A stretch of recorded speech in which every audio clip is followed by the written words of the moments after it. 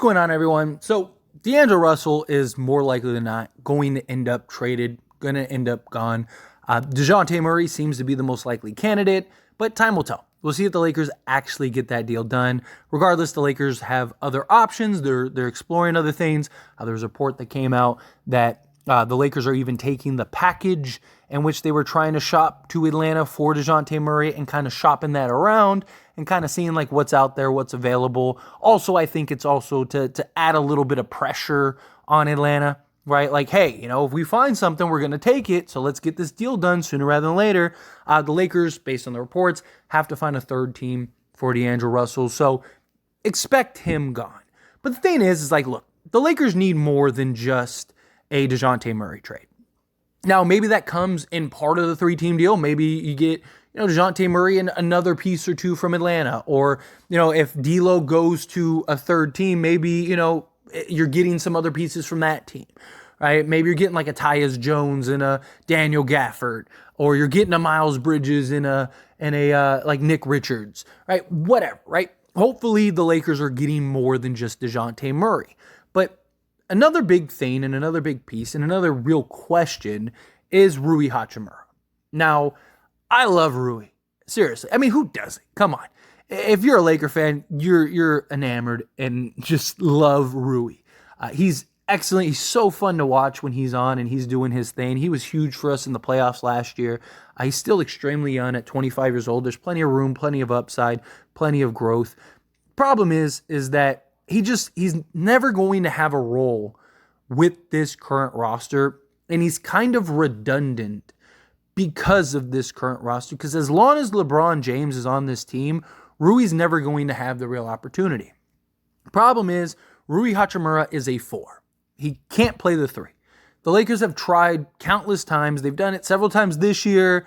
They did it in the beginning last year. It's one of the reasons he fell out of the rotation last year, is he can't defend the quicker, twitchier wings and guards in this league. He doesn't have the lateral movement.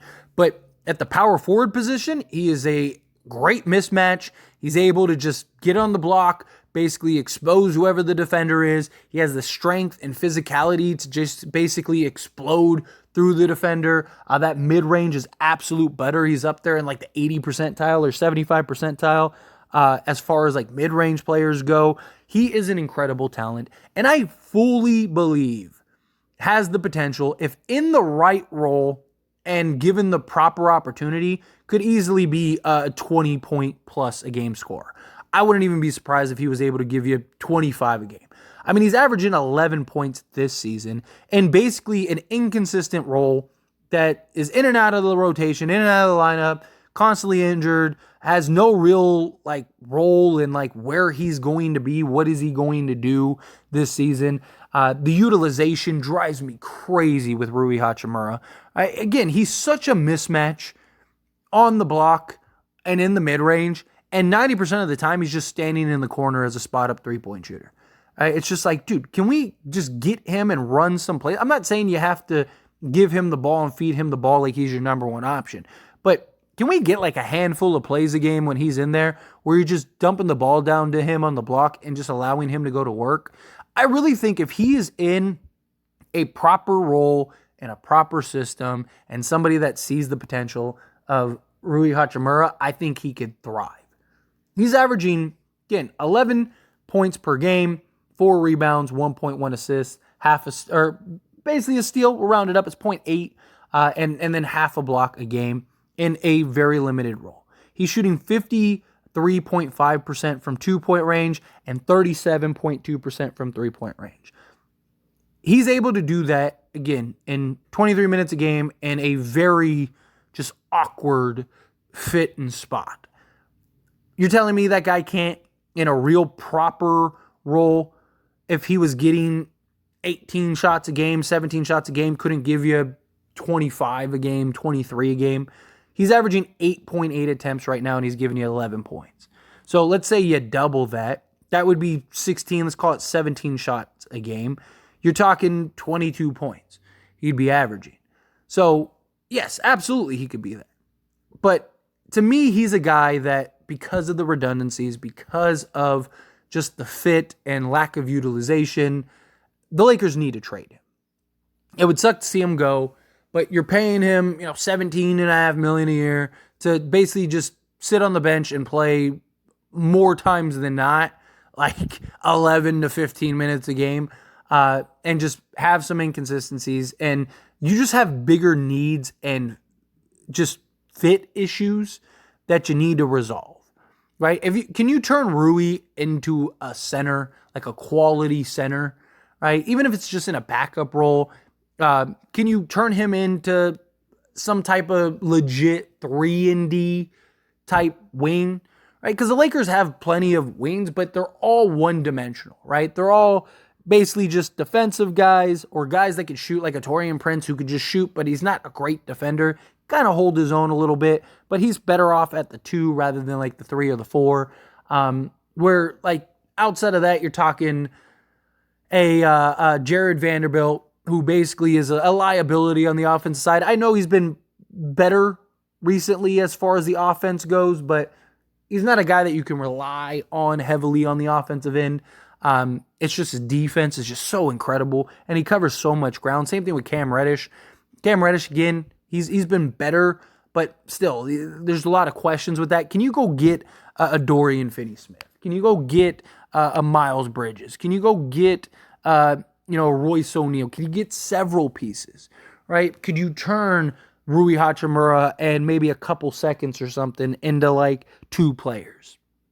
That would be ideal, right? Can you turn Rui into, even if it is like, say you go get Dejounte Murray for like the D'Lo package, right? And you have a team like the Nets that are like the 3rd team. They have several pieces you could use, or you could do an individual trade and go get, can you get a Tyus Jones and a Daniel Gafford, right? Can you get a Nick Richards and a Miles Bridges, right? Things like that. I'm not saying you have to go get Dorian Finney-Smith or you have to get Royce O'Neal. I'm high on Dorian Finney-Smith. I know some people have seen his recent play and are looking at it as like he's a trash player, when clearly to me, that tells me you just don't know who he really is and you haven't actually watched him play his entire career. You just have seen the last like 3 games. And even with his slump, he's still shooting 38% from 3, and he's been like atrocious, like can't even buy a bucket right now, and he's still shooting 38% from 3. But it's also just his defense. Brooklyn is a team that has like 0 playmaking. So like, again, if you actually watch the games, most of the time, Royce O'Neal and Dorian Finney-Smith have to like generate their own offense. It's not like Taurean Prince, where Taurean Prince just gets to stand in the corner and D'Lo or LeBron are generating good looks for him and shots for him and basically giving him the ball right in his shooter pocket where he just basically catches and shoots. You put Dorian Finney-Smith or Royce O'Neal in that spot, they're probably going to do the same thing.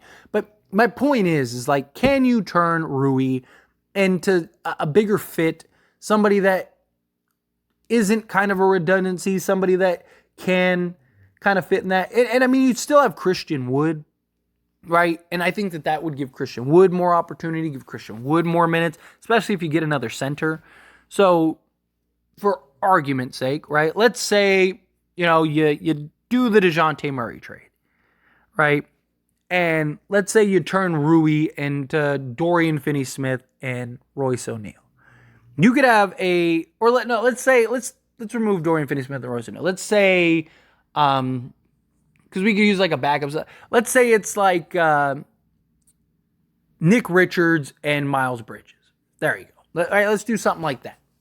So you could have a starting 5 of like Dejounte Murray, Taurean Prince, or Austin Reeves, whichever. But I would, with Dejounte Murray, I'd probably go with Taurean Prince, just for the size. He's been slightly better defensively, a little more versatile, and he's just been lights out shooting the basketball, where Austin Reeves has kind of struggled shooting the 3. But let's just say, again, Dejounte Murray, Taurean Prince, Miles Bridges, LeBron James, Anthony Davis. Boom. You got a great, versatile, sizable starting 5. You got 6'5" point guard and Dejounte Murray. You got 6'6", 6'7", Taurean Prince, 6'8", Miles Bridges, 6'7", 6'8", Miles Bridges. You got 6'8", 6'9", LeBron, and then you got 6'11", Anthony Davis. Boom. And then you'd still have a bench core of like Gabe Vincent, Austin Reeves, Jared Vanderbilt. You'd still have Cam Reddish. You'd have Christian Wood and Nick Richards. Perfect.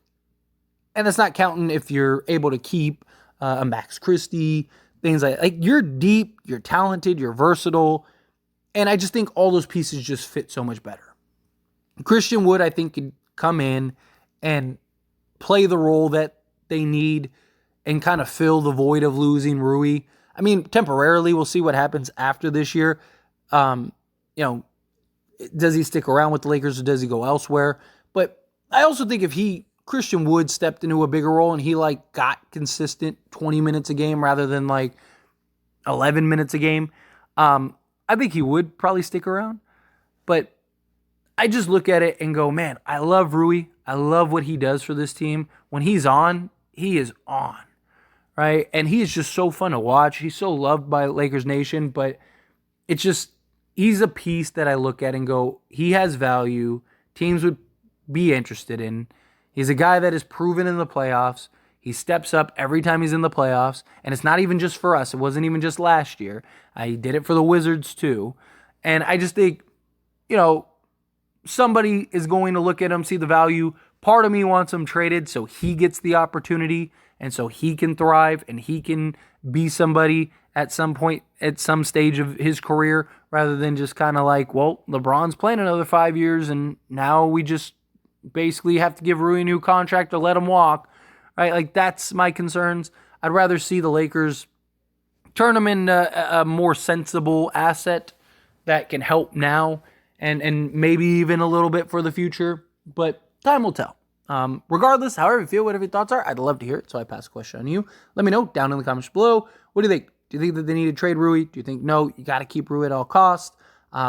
If you did have to trade Rui, what would you be interested in? What would you be looking for? Again, however you feel, whatever your thoughts are, I'd love to hear it. So let me know down in the comments below. That being said, if you haven't liked this video, hit that like button. Helps me a lot. Lets me enjoy these types of videos, and I truly appreciate it. Now subscribe to the channel. Hit that subscribe button. Turn on the bell notifications. Appreciate y'all. See you in the next one. Thank you.